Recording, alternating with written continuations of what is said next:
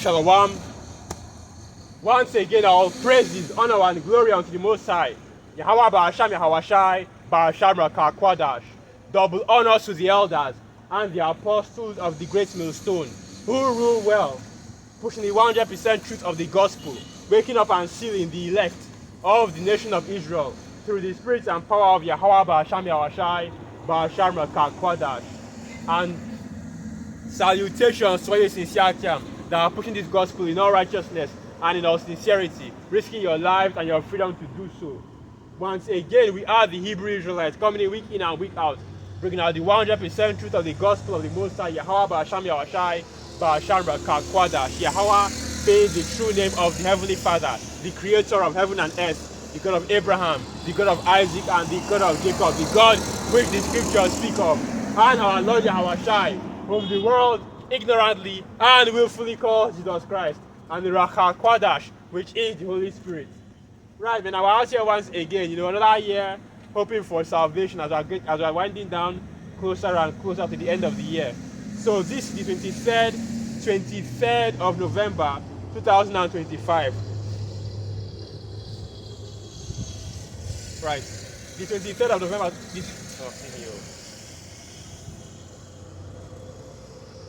the 23rd of November 2025, okay? The hope year of salvation. Right, I'm just going to go right into it. I had a topic that I had what did I'm looking for? Bookmarked. Let's see. Yeah. I was going to go into the topic that has bookmarked. It's basically just going into the 1/3, right? The elect of our people.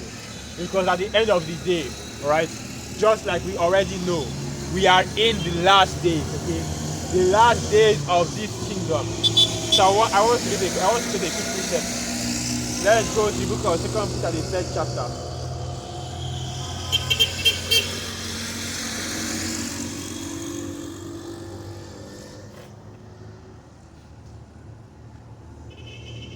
So this is the book of 2 Peter 3.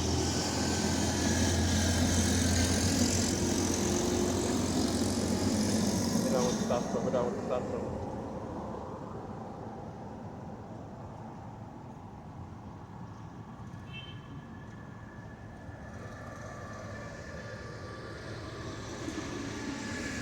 Right, like I was saying, that we know that we are in the last days. So this is the book of 2 Peter 3, and I'll start from verse 3.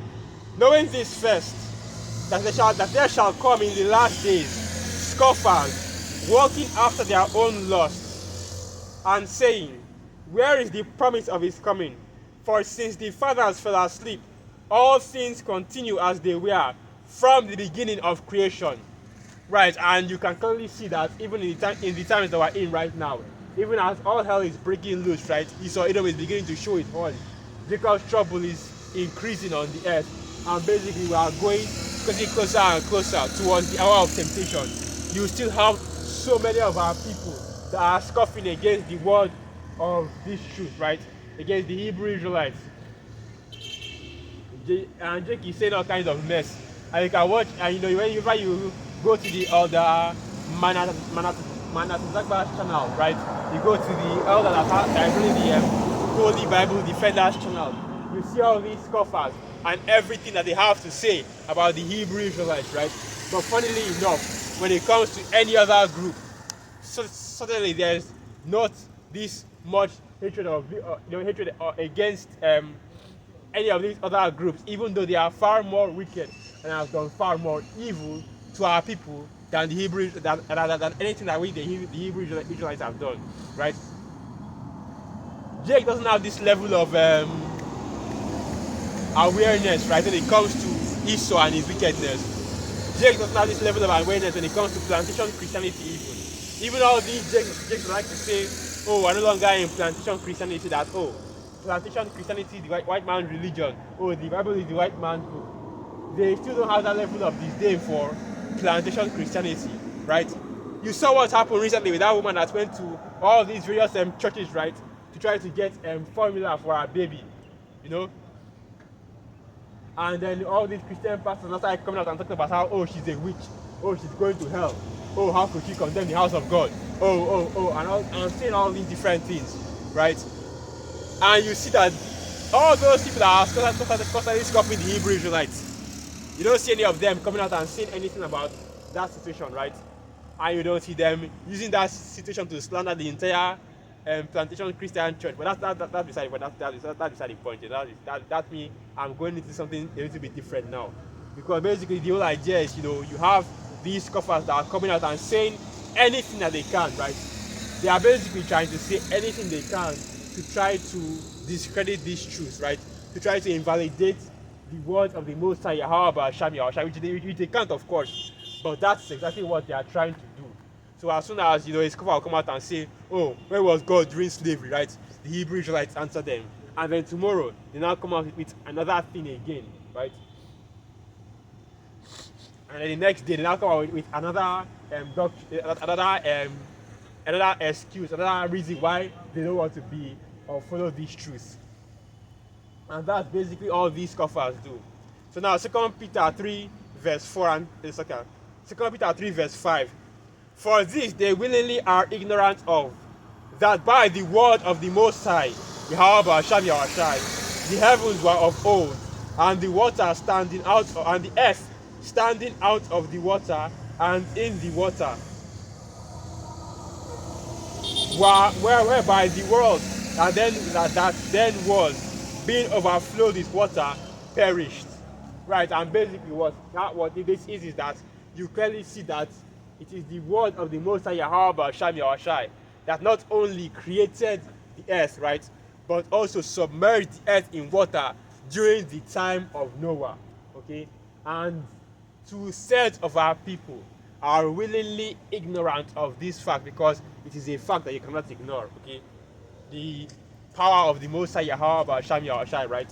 And let me quickly get that precept. So that should be the book of Romans, the 1st chapter.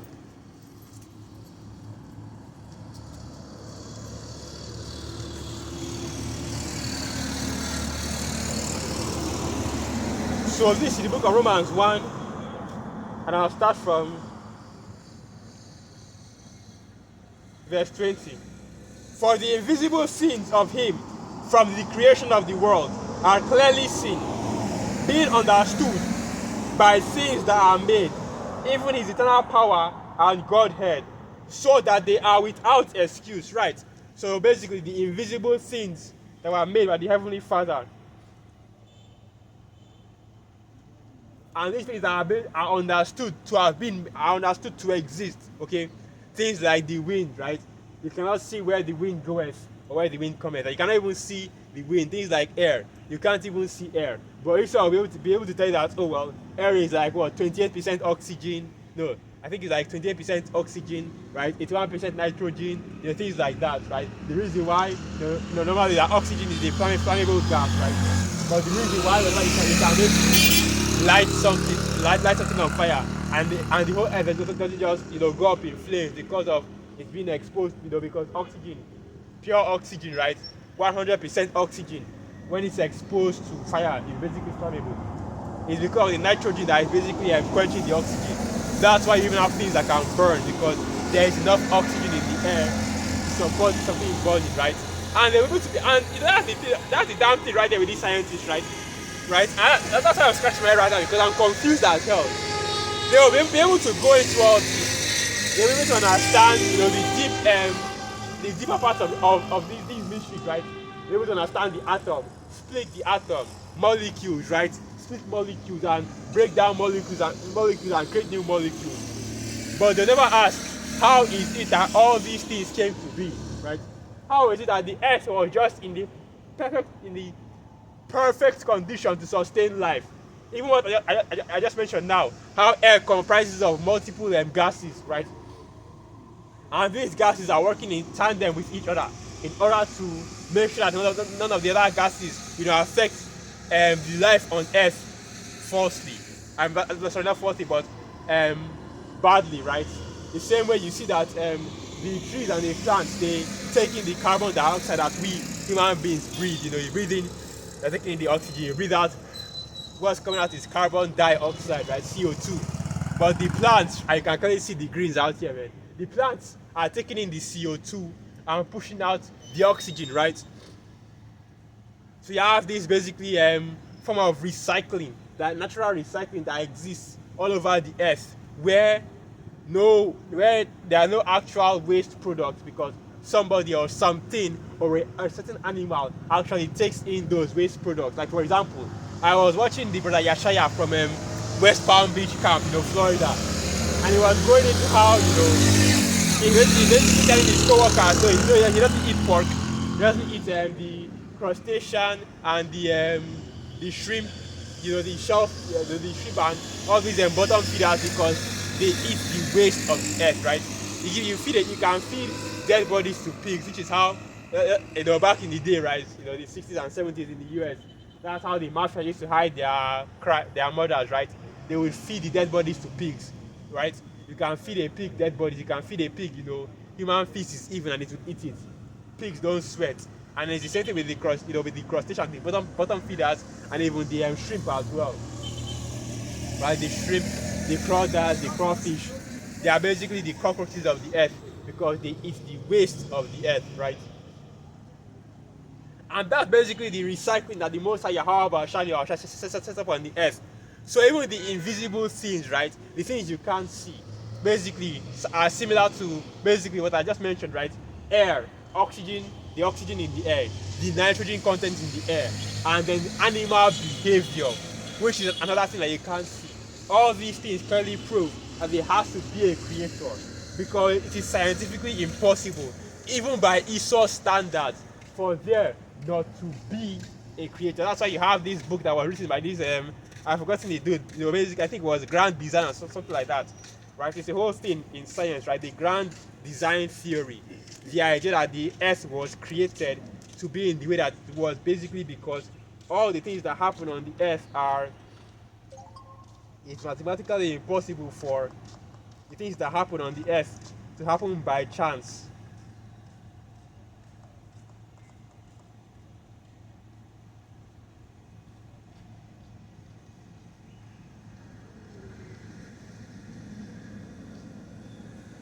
Was it Grand Design? I'm pretty sure it wasn't Stephen Hawking that wrote this book.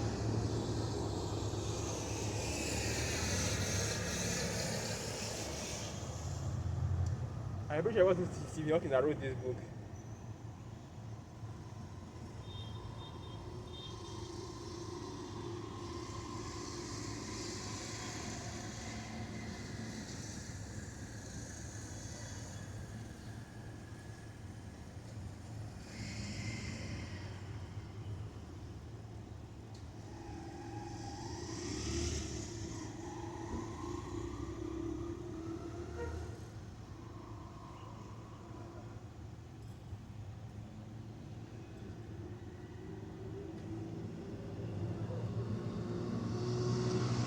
Anyway, let me leave it at that, right? But yeah, you have different books that are going into, right, the vastness of the universe, and basically how all the things that are in the universe came to be, and even by Esau's own standards, right? When you look at the broader aspects of the entire universe, right, the heavens and the earth, and all the things that are in the earth, even then you understand that, okay, there is no way that the universe can be without a creator, because even that whole idea of billions of years, right, your idea of the Big Bang and so on and so forth, it still hasn't been able to give us a response as to how all these things are possible, how in the universe, which is everything, can come out of nothing, right? It still hasn't been able to give us a coherent answer to those questions. But yeah, let's continue going into it. Romans 1. Oh, so yeah. Romans 1. I think I was going into something else. Yeah, Romans 1. Romans 1 verse. Okay, that's the main point right there. So let me go back to the book of 2 Peter. I've read everything I wanted to read from there. So now to go back to the book of 2 Peter, right?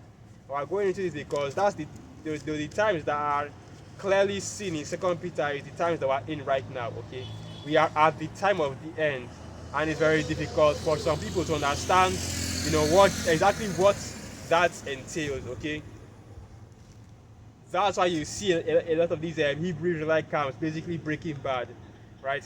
Now we're in the last days. Jakes that have been teaching for decades, right, for years, that the Gentiles can't be saved. Suddenly out of nowhere, oh, the Gentiles can't be saved. We were looking into it, we did epistemology on it, we want other Hebrew Israelite accounts to peer review us, right? I mean,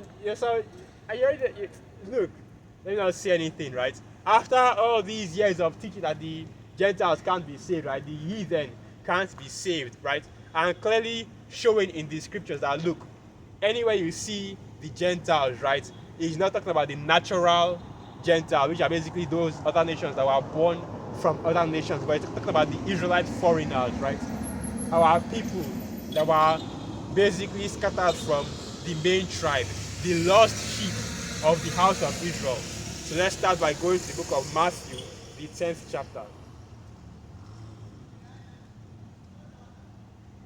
Because even the scriptures acknowledge that there is a scattering of the Israelites, and that is who our Lord Yahushua and the disciples went to. So this is the book of Matthew 10, verse 5, and it reads, "These 12 Yahushua sent forth, and commanded them, saying, Go not into the way of the Gentiles, and into any city of the Samaritans enter ye not." Right. So why did our Lord Yahushua tell them, don't go to the Gentiles, right? Don't go to the Samaritans, because if you remember the history, and this is why you need to understand the history to know the mystery, like the Apostle Gabriel always says, right? If you know the mystery, you know exactly who the Samaritans are, right? The Samaritans are the Canaanites that were brought into the land of Israel, the northern kingdom, after the Assyrians kicked out the northern kingdom, right? So they brought in these Canaanites, and basically, in order for the Canaanites to be able to dwell in that land without being attacked by wild animals and curses and so on and so forth, right? In order for them to dwell there, to live there peacefully as a Gentile can live there, they have to start keeping the laws as well, right? Which is where a lot of your not Judaism, Slovakia, but they have to start keeping the laws as well. But that did not make them Israelites, and that did not make them part of the covenant. All they did was just them converting to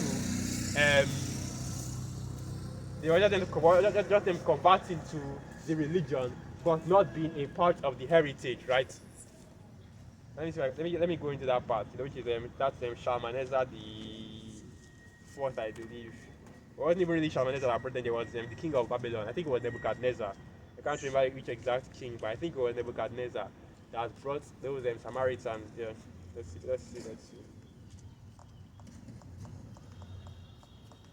Because even the scriptures goes into that history.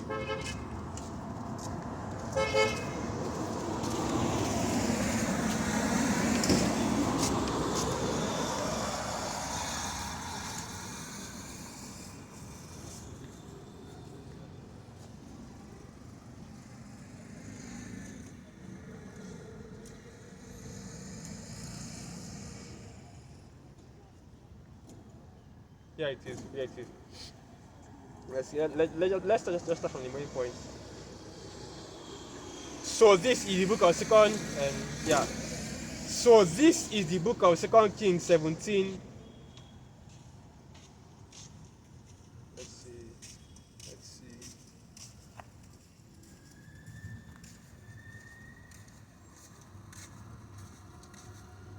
So this is the book of 2 Kings 17, verse 24. "And the king of Assyria brought men from Babylon, and from Cusa, and from Ava, and from Hamath, and from Sepharvaim, and placed them in the cities of Samaria, instead of the children of Israel. And they possessed Samaria, and dwelt in the cities thereof." Right, so basically you had all these Canaanites that were living in the northern kingdom, right? After Shalmaneser the fourth, the king of Assyria, kicked out the northern kingdom, and they eventually migrated over to Babylon, right? So like America, the Americans, both North and South America. That's why you see that, when you look at the 12 tribes chart, the northern kingdom are all the American countries, right? The Native American Indians, the Mexicans, which are Ishaka, right? The Guatemalans, the Panamanians, right? The Brazilians, the Argentinians, Ecuadorians, and basically even the Caribbeans as well. All the different nations that exist in the Americas are all go back to the nation of Israel, because they were forcefully removed from their land during the time of their Assyrian captivity, or during the time of their Assyrian rule. This is before the Assyrian / Babylonian Empire. So yeah, 2 Kings 17 verse 25. And so it was at the beginning of their dwelling there, that they feared not Yahweh.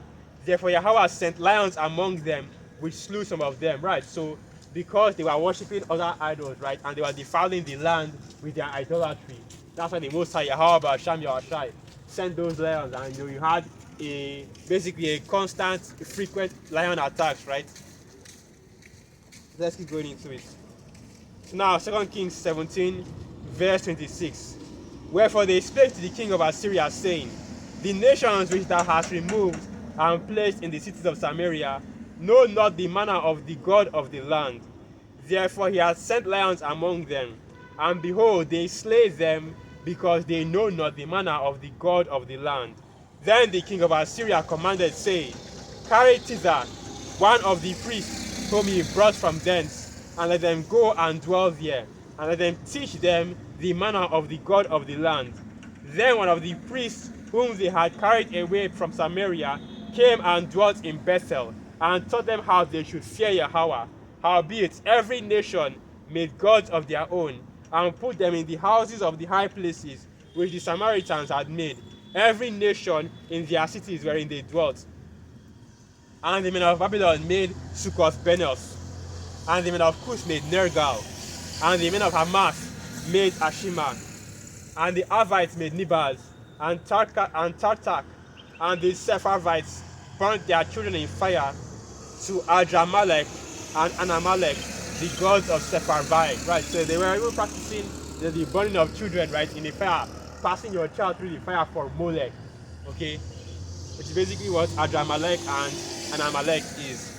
So they feared Yahweh, and made unto themselves of the lowest of them priests of the high places, which sacrificed for them in the house of the high places.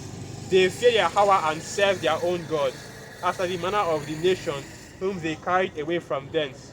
Unto this day they do after the former manners. They fear not Yahweh, neither do they after their statutes, or after their ordinances, or after the law and commandments which Yahweh commanded the children of Israel, or the children of Jacob Slakia, whom he named Israel. Which is right, because even though they were told to keep the laws, the statutes, and the commandments of the Most High Yahweh Basham Yahushai, they ultimately could not keep it, right? They still were sacrificing to their idol gods. They still did not have a proper, the fear of the Most High Yahweh Basham Yahushai, because just like we said, and just like we've been telling you Jakes out here, which is something that which is a doctrine that ultimately these men of Genesis, right? Hakar and I forgot the other guy's name. I forgot the other guy's name. Hakar and what's this other guy's name? The other guy that was at with him, right? I think it's like what, Deacon Hakar and Priest. Anyway, like I was saying, right? And those they are forgetting this doctrine right here. So let's go to the book of Psalms. That should be Psalms 147. He showeth his word unto Jacob, his statutes and his judgments unto Israel. Right, let's get that preset. So this is the book of Psalms 147, verse 19. He showeth his word unto Jacob, his statutes and his judgments unto Israel. He hath not dealt so with any nation, and as for his judgments, they have not known them. Praise ye Yahweh. Right, so even the nations, even though, right, they were given the law, they were being taught by a priest they were being taught by one of the high priests, right? They still could not learn the commandments of the Most High Yahweh Basham Yahushai, and they still could not keep the law, because ultimately, right, the laws, the statutes, the commandments, the covenants, and so on and so forth are for the Israelites. So this is the book of 2 Kings, 2 Kings 7, verse 34. Unto this day they do after the former manners. They fear not Yahweh, neither do they after their statutes, or after their ordinances, or after the law and the commandments which Yahweh commanded the children of Jacob, whom he named Israel, with whom the Yahweh had made a covenant, and charged them, saying, Ye shall not fear other gods, nor bow yourselves to them, nor serve them, nor sacrifice to them. Right. And so, because they did not have that covenant with the Heavenly Father, they could not ultimately keep the law, right? They could not follow the laws, the statutes, and the commandments of the Most High, and the commandments of the Most High, Yahweh Hashem Yahushai, right? Which is why ultimately, even though they were still, they believed that they were part of the covenant, even though they were not, and they kept some laws, right? Ultimately, they were still heathen. They were still the Gentiles, and Allah Yahushua still said, "Go ye not into the way of the Samaritans," right? Now Matthew 10, verse 6. But go rather to the lost sheep of the house of Israel, right? And the lost sheep, of course, of the house of Israel are the Israelites that are in the Gentile state of mind.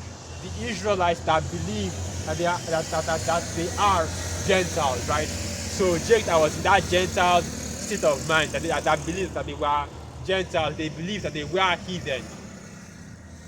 And that's really who was being discussed here, okay? And that's who Allah Yahushua and the apostles and the disciples came for.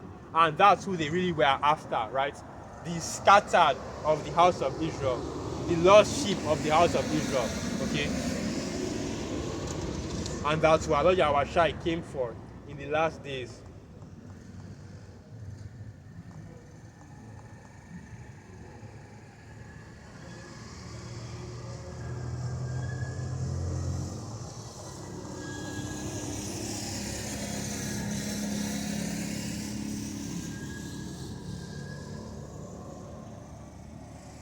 So this is the book of Isaiah 11 verse 11. And it shall come to pass in that day that Yahweh shall set his hand again the second time to recover the remnant of his people, which shall be left from Assyria, and from Egypt, and from Pathros, and from Cush, and from Elam, and from Shinar, and from Hamath, and from the islands of the sea.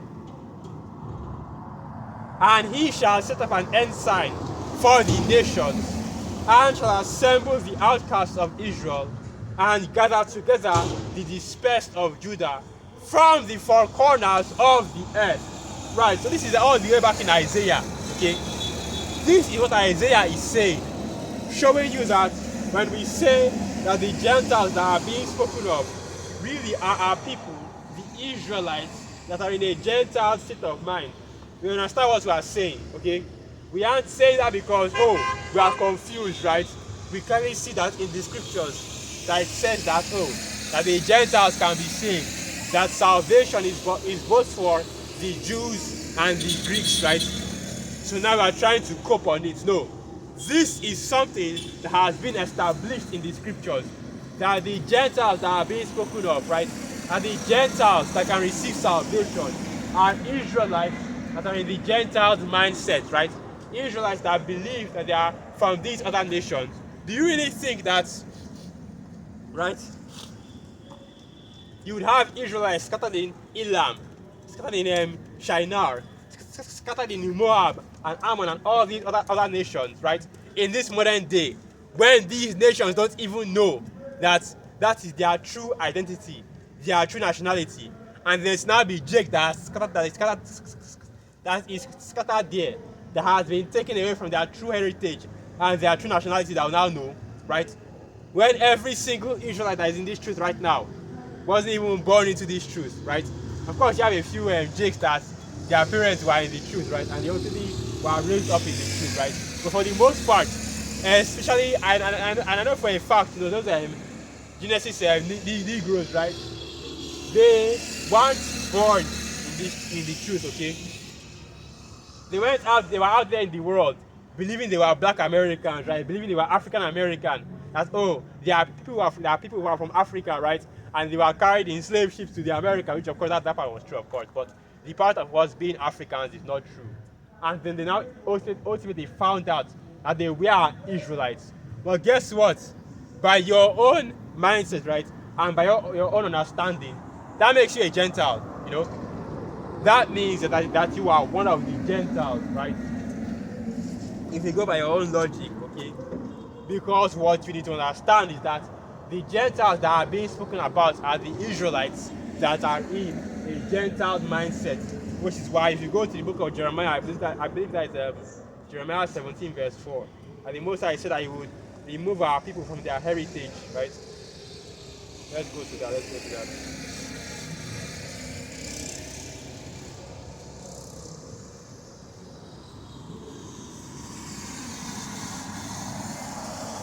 So let me start here first. So this is the book of Jeremiah 12 verse 7. And of course, you already know. Thus saith Yahweh, right? This is the words of the Most High Yahweh Basham Yahushai. Jeremiah 12 verse 7. I have forsaken mine house. I have left mine heritage. I have given the dearly beloved of my soul into the hand of our enemies. Right. So let's go to the book of Jeremiah 17 verse 4 now. Jeremiah 17 verse 4. And thou even thyself shalt discontinue from thine heritage that I gave thee, and I will cause thee to serve thine enemies in the land which thou knowest not. For ye have kindled a fire in mine anger, which shall burn forever. Right.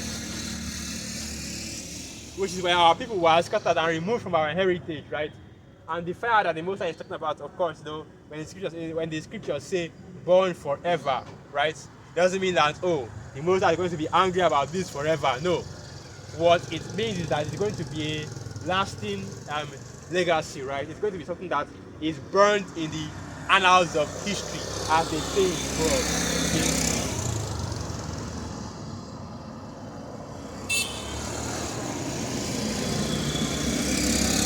And even going into the kingdom, you will still have that legacy, that heritage of that situation.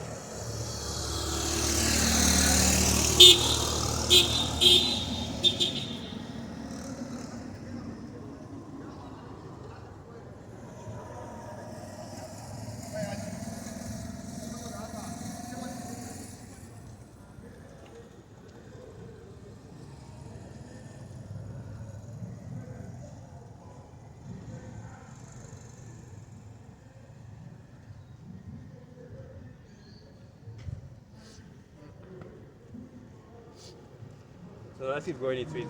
Let me go back to the book of 2 Peter. Okay. So yeah. Now continuing on because I have to go on the whole tangent there, right? Because this is something that has to be has to be addressed, right? You can't just have Jake out here talking about some oh well the Gentiles can be saved, and then they don't specify that the Gentiles they are speaking about are Israelites, okay?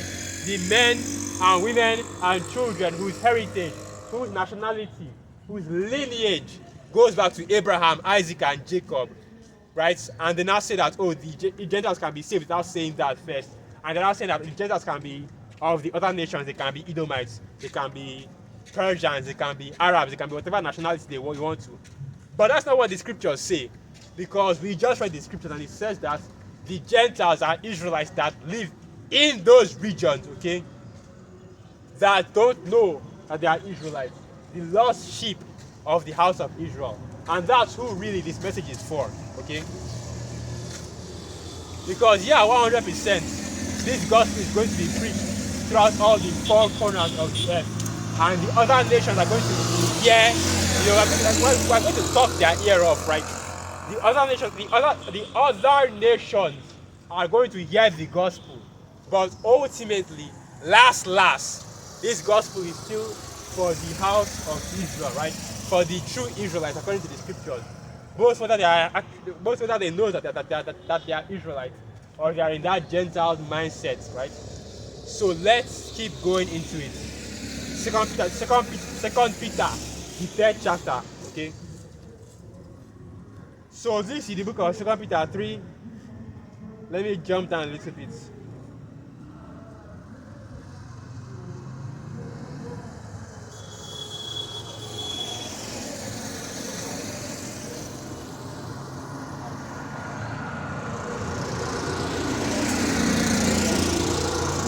Second Peter 3 verse 10.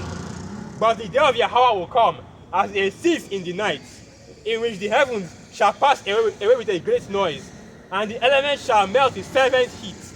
The earth also, and the works that are therein shall be burned up.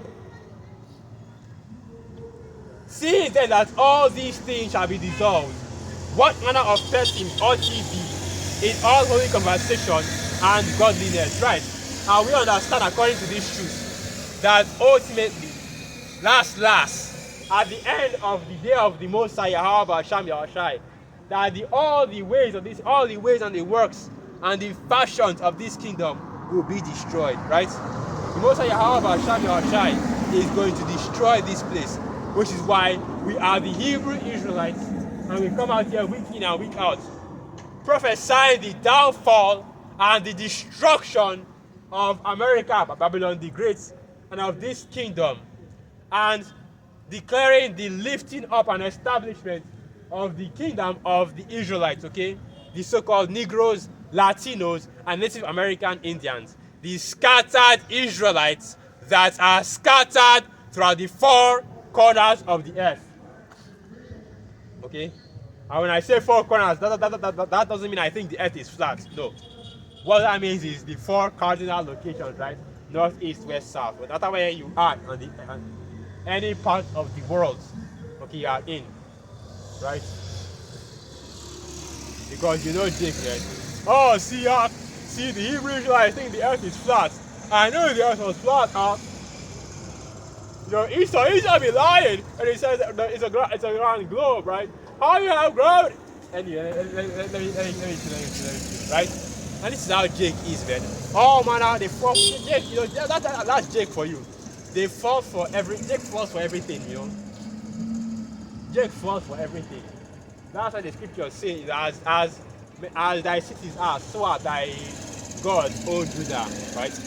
And that's also why you have churches everywhere. There's a church right here, right now. You probably can't hear them, but they are blasting on the microphone. You go down a little bit forward, you'll see another church, right? And you know, today is Sunday, man. So you already know. Jake is out here going to these well-built monuments of failure, right? These well-built monuments of failure, where not only are you not letting anything, but you are being exploited to enrich them. So now you call them like, hey, I need a formula for my baby, my bikini. They will call you and they'll just call the call on you and tell you that it's nothing there, just there, that kind of thing, right? That shows you, man. And that shows you, man, the Spirit is not dealing with these plantation wacky-tacky Christians, right? The Spirit is not dealing with them.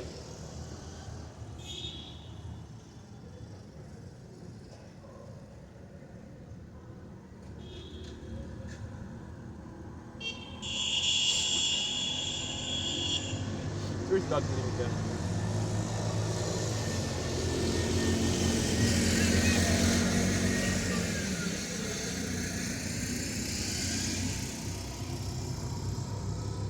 No, let's keep going into it.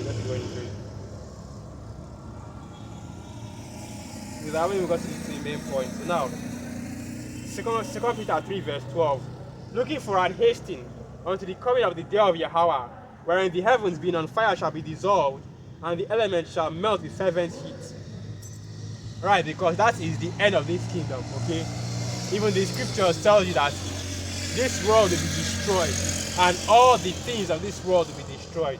And there will not be any remnant, right, of this world that we're currently in the world to come. Which is why the scriptures say that our Yahweh is bringing a new heaven and a new earth. Because the old heaven and the old earth will pass away, right? And basically when it says new, it just means renewed. And the heaven and the earth aren't just referring to, oh, the planets and the heavens. No, it's referring to the rulership and the inhabitants of that earth, okay? So the new heaven is, of course, referring to the new rulership. And the new rulership will, of course, be the rule of our Lord Yahushua, right? The Hebrew Israelites coming into power. And, of course, our Lord Yahushua being at the head of that. And the new earth, right, will, of course, be the nations being under our people and being put in captivity under the Israelites. Something that Genesis does not understand, okay? Because now want to say that, oh, there will be Gentiles that will be saved, right? They won't have the same position as the Israelites. They won't rule along with the Israelites, right? But they won't be slaves. Which is, of course, going off, because you know that, as the scriptures say, ask of me of the heathen, right? Look at that. That should be Psalms, the second chapter. Psalms, the second chapter.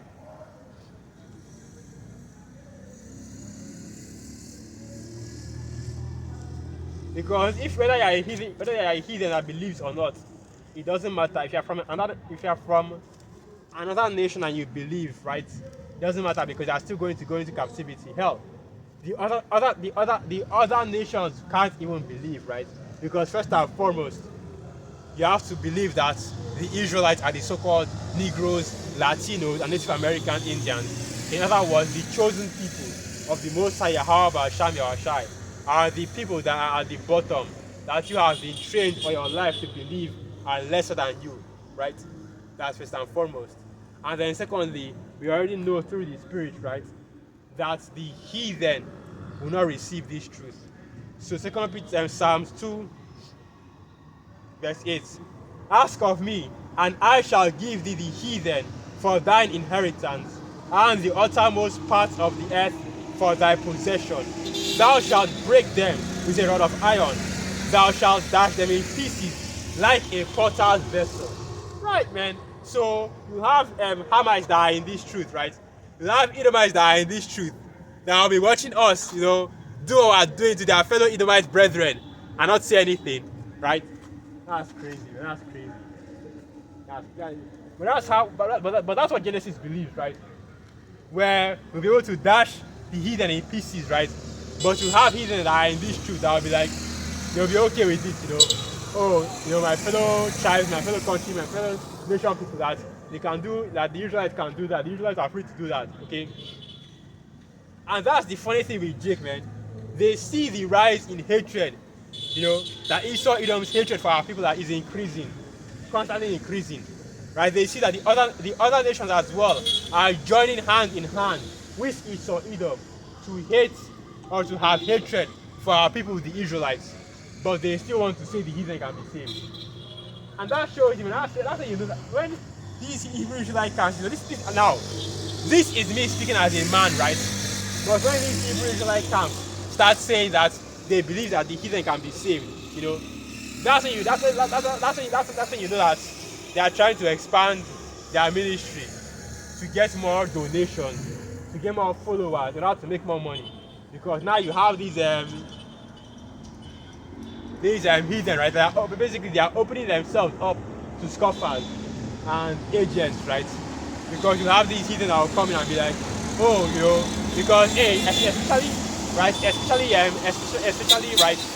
especially the nigger woman, because the nigger woman loves those kind of doctrines, those kind of feel good kumbaya doctrines, right? Where everybody can come together in unity, everybody can be together, right? Everybody can come together and sing kumbaya together. The nigger woman loves those kinds of doctrines. Let's keep going into it.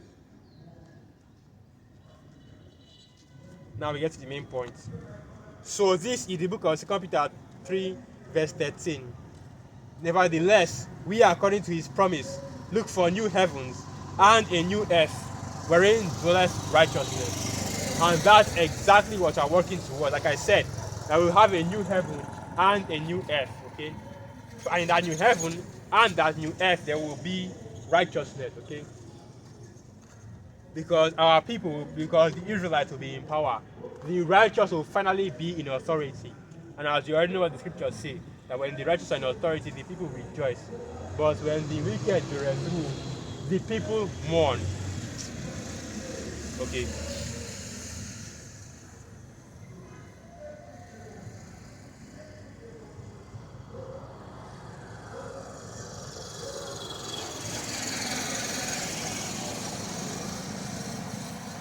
So let's go back into. Let me get another quick reset.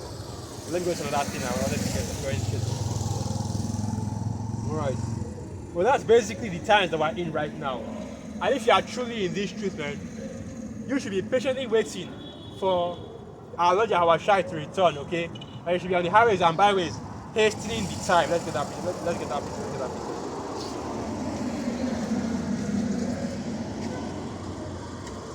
Okay. I've already read that, right? But like I read, you should be out here on the highways and byways, hastening the time for the return of our Lord Yahushua. If you truly are of the elect, okay? And that's why you see the men of the Lord on the highways and byways constantly prophesying of the things that are coming on the earth. And we're telling you, Jakes, man, to prepare, okay? Because your adversary, the devil, seeketh after whom he may devour. But the funny thing is that a lot of you Jakes are already devoured, man. A lot of you Jakes are already snared and taken, right? But alas, that's the point right there, okay? We understand that at this time that we're in right now, the Most High Yahweh Yahushua has a remnant according to the election of grace, right? He has a people that he has preserved. Huh? No problem.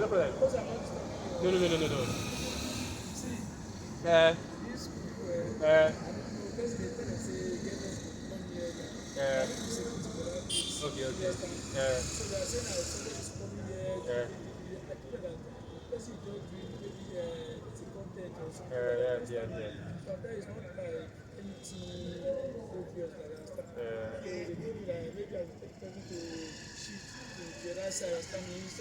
Okay.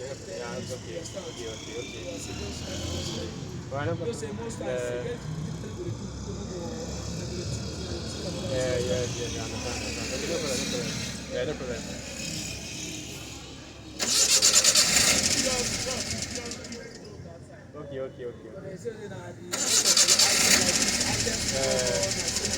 Okay.